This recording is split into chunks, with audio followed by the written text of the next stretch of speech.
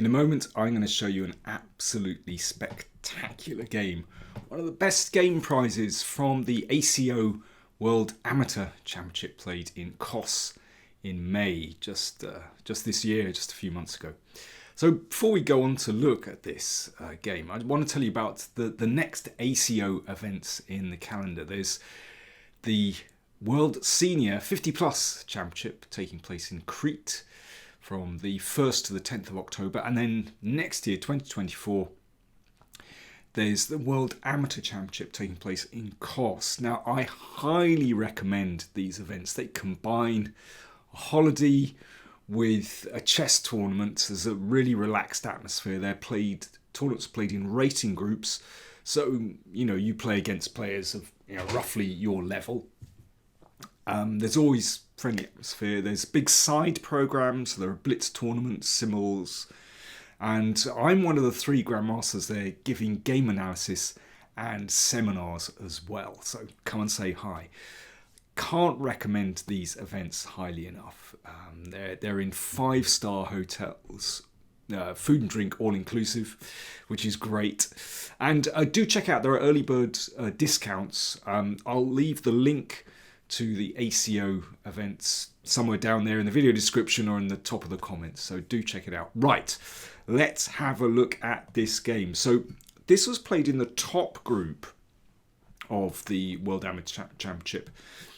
And white is Gerd Schnider, who's an international master from Austria and currently rated 2386.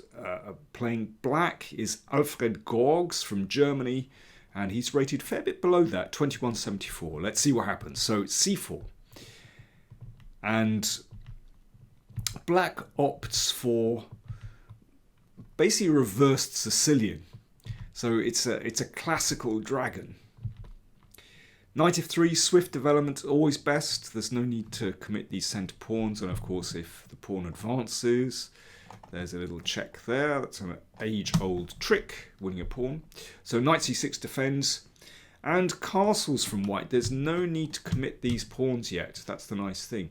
Because if e4 here, the knight drops back. Take that one. And then, actually, this is just a really nice position for white. In this position, you want to put that f-pawn back because it doesn't help with the attack, but it just weakens the diagonal here. It's a good position for white. Right, back here. So in the game, bishop e7. And now white can play a really disruptive move. This is what happened. d4. Of course, you could play more conservatively, play with d3, and this is just a normal classical dragon with colours reversed. But I like this disruptive move, d4. And if this is exchanged off, then that's a double attack. And leads to an endgame where this is a lot easier for white to play than black. Later on, perhaps you can look to advance that lovely kingside pawn majority. And that bishop looks good at the moment. So after d4, e4 played. And knight e5, of course. Leap forward if possible. And if that's taken, then you can see that e-pawn is in trouble. So f5 protects that pawn. And white takes the opportunity to just damage black's structure. So there's pros and cons to black's position. This is very nice because it blocks out the bishop. And there's a nice blockading square for the knight on d5. But look at those double pawns here. Not so great. And white decides to attack that pawn straight away. Good idea. And I think black makes a good decision here. Of course, one could defend that pawn passively, but then white is going to break up the pawns, and the bishop doesn't stand very well here. I think castling kingside is a good decision. Very bold. Just give up that pawn. And, well, if you threaten something, then you should carry out that threat. So queen takes pawn, winning a pawn. But black certainly has activity for the pawn, and in taking on c6 you can see that white has now fallen behind in development. Well, I still think that white has a pleasant position here, and I think the simplest move is just to play knight c3, develop a piece, and there's no need to be worried about this.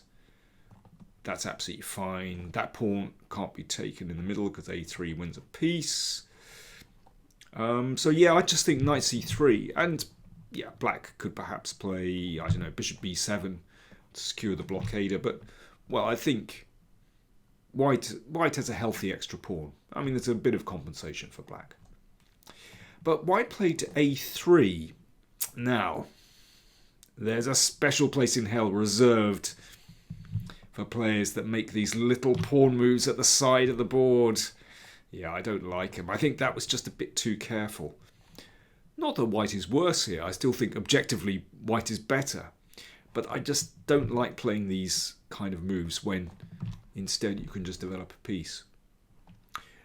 And black took the opportunity to swing that rook up the board, attacking the queen, which dropped back to c2. And you can see that black, I'm sure, had in mind that this rook could, at some point, swing to the king side. But it can't get there yet. I don't think it does too much on g6. You could play to g6, actually. That's not crazy. Of course, you can't go to h6 yet because of this one. Bishop e6 and bishop d2. So white is developing carefully. And the queen swings over. Yeah, we've seen that one before.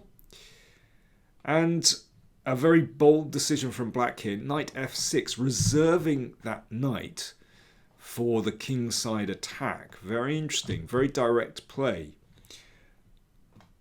One could play more positionally like this, actually, and just secure the blockade on these squares. I think black has a little bit of compensation there. But knight f6 played, and it's very bold, very direct. I think if I were white here, I'd just go b4. Shuts out that rook from play, and white definitely has the advantage there. But bishop f4, and well, it's still okay for white, but you know, I'd rather not allow that bishop down there. And queen h5, so black is really going for it. In classic fashion, when you advance that f-pawn, there's a route for the queen towards the king side. And if I were white here, I would be seriously worried. I would put the brakes on. I would just think, uh-oh, let's just stop any nonsense here. I'd just go f3. Just cut stuff out. Cut out that knight. Oh, you could recapture the pawn here, but actually I quite like bishop f3. And then e3, you see the second rank has been cleared, and the queen defends along that second rank. And I think white is secure there. White still has just one pawn advantage, but yeah, still fine for white. In spite of my earlier critique, still absolutely fine. But instead, white played bishop takes c7. Wow. I mean, that is bold. Just counting those pawns. Rook c6. And now, if the bishop comes back, well, I still think white is fine. But bishop a5, that looks so risky to me. So on the same line as the queen, that's one thing, so I'd be a little bit concerned about that. And it just feels like the bishop should be defending the king side. And, well, I think black's next move is very natural. I think if you're a Grand Prix attack player, or perhaps you play the Dutch defence, then, or maybe the Dutch attack, then this kind of move, f4, is so normal. Steaming forward, looking to open up the king, and it even attacks that bishop. But white had prepared a riposte, all of the above.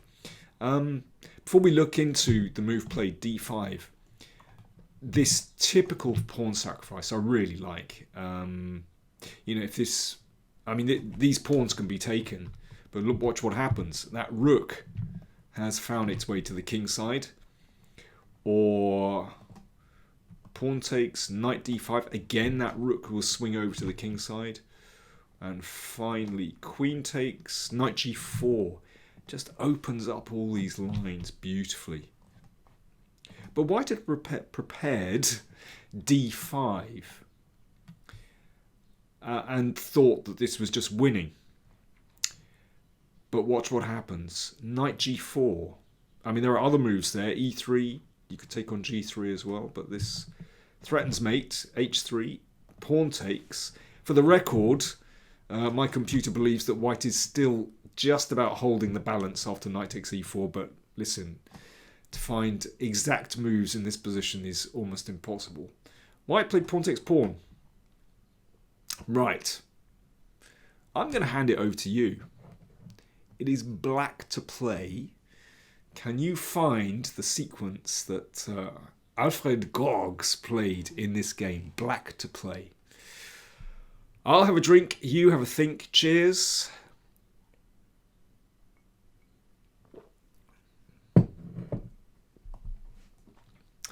Well, Alfred played bishop c5 check, which forces the king in the corner. And now, here we go, black to play. This is the move that hasn't been overlooked. Rook f2, what a shocker. It's an absolute killer, it's a beautiful move. So first things first, pawn takes rook, allows check, and mate. So that's the point. So how do you deal with that threat? It's not easy. Well, you could exchange rooks, but this doesn't help. There's some really nice moves here. Black's king has a little fortress going on there, but watch what happens. So bishop e3, that's a lovely idea. So if that's taken, then the knight fork wins the queen. And so the queen goes back, and now that rook comes into play, finally. And basically, white is getting destroyed here.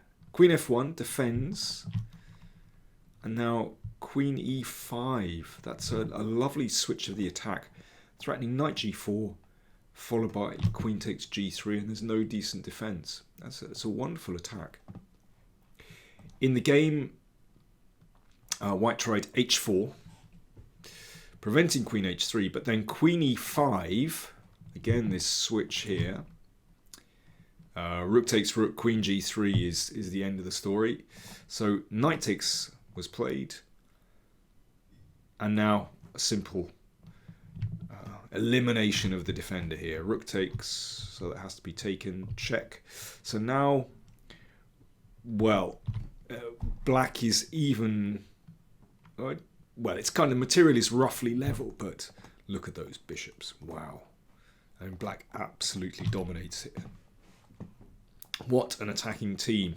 And the game finished like this. Check. That rook went.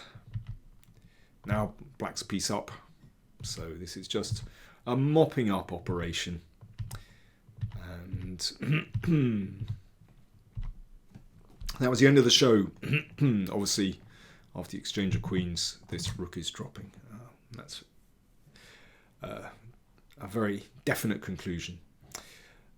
So, yeah, congratulations to Alfred Gorgs on winning one of the best game prizes in the tournament. I should mention that Gerd Schnider, playing white, actually went on to secure joint first in the tournament. So he had a good comeback, and yeah, that was good. So anyway, I'll be showing you a couple of other best game prizes from this ACO tournament from COS.